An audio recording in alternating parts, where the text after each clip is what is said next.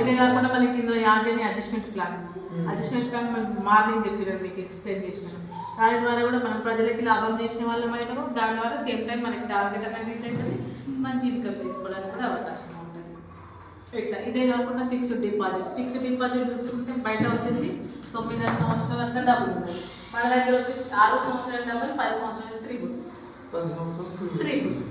అది బాండ్ ఇస్తారు. సపోజ్ ఇప్పుడు మీరే ఏం చేయాలనుకుంటే డిపాజిట్ ఒక 5 లక్షలు, 10 లక్షలు ఎంతలో అందులో నుంచి హాఫ్ అమౌంట్ అనేది మీకు లోన్ ఇచ్చేస్తాము మీ ద్వారానే కదా వచ్చింది. అట్లా అట్లా కూడా 6 years వరకే 6 years కి డబ్బులు, 10 years కి త్రిబుల్ అంటే మన కొనసాగుతూ ఉంటుంది. ఎందుకు ఉంటుంది 16 సంవత్సరాలు 6 years వరకే బాండ్ అని అన్నారు కదా, అంటే బాండ్ అయిపోతుంది కదా. ఇప్పుడు ఏం చేసినా సరే 6 years వరకు ఇస్తాము. అది క్లోజ్ అది అమౌంట్ వాళ్ళకి ఇచ్చేస్తాము, మళ్ళీ ఫ్రెష్. ఇప్పుడు నేను కూడా స్టార్టింగ్ సంభవి మహిళ అని చెప్పి తయారు చేసుకున్నాను. 4 సంవత్సరాలకి మనకి 53,450 రూపాయలు అని చెప్తున్నాం కదా, అది వచ్చేసినాయి. వచ్చేసిన తర్వాత మళ్ళీ తల 1000 రూపాయలు చూపనేసి చేసుకున్నాం. 6 సంవత్సరాలకి క్లోజ్ అయిపోతుంది, అంటే మన అమౌంట్ మనకి ఇంట్రెస్ట్ వచ్చి ఆడే వస్తుంది. ఫస్ట్ బాండ్ మాత్రం అక్కడ వరకు తెలియదు, అది అయిపోయినాక మళ్ళీ అట్లా వస్తుంది. మన డిపాజిట్ అనుకోండి 6 సంవత్సరాలు పెట్టుకుంటే 6 సంవత్సరాలు 10 సంవత్సరాలు పెట్టుకుంటే త్రిబుల్, అది ఫస్ట్ టైం చెప్పాలి. మళ్ళీ 6 సంవత్సరాల తర్వాత మళ్ళీ నేను పెట్టుకుంటాను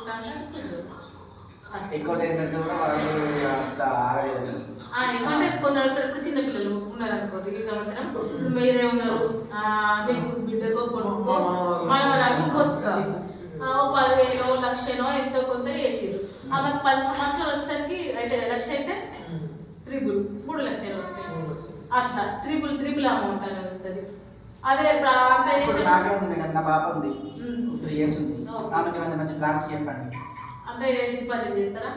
అంటే ఒక పాపకి సంబంధించిన ఏవైతే బాగుంటే కొన్ని ఉంటాయి కదా కొన్ని పాపకి కదా ఇవి చేసుకోండి బాగుంటాయని ఏమైనా సజెషన్ చేయండి. అయితే రికరింగ్ డిపాజిట్స్ ఉన్నాయి కదా, అదే దానికంటే మెయిన్ ఏంటంటే పాప కోసం ఎవరు చేసినా సరే ఎవరు చేసినా పాప కోసం ఎవరు కాకపోయినా పాలసీ ఉంటుంది కదా, అడ్జస్ట్మెంట్ ప్లాన్ లోకి వెళ్ళాలి.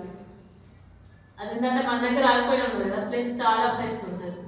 ఇంకా డిపాజిట్ ఏమైనా చేయాలనుకుంటే 10 సంవత్సరాలు త్రిబుల్ పెట్టాలి. ఎల్ఐసి పాలసీ ఏంటంటే స్టార్ హెల్త్ ఇన్సూరెన్స్ ఉంది కదా, దాంట్లో పట్టినాం. మన దగ్గర కూడా ఇన్సూరెన్స్ ప్లాన్ ఉన్నాయి, అందులో కూడా ప్లాన్ తీసుకోవచ్చు.